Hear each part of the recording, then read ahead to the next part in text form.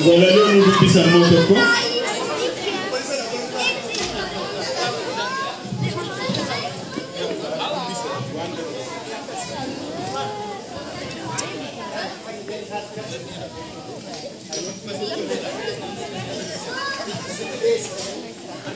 Ani Oromo, Bikos Oromia Baatu, Tawahundan Bekatu, Kawatu Umama, Bia Abagada,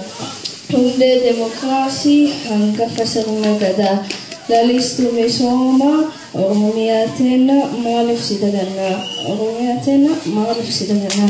Taruanenge Kantu, Bia Aakidama, Tagambu Fitamadi, Bia Jima Fibuna,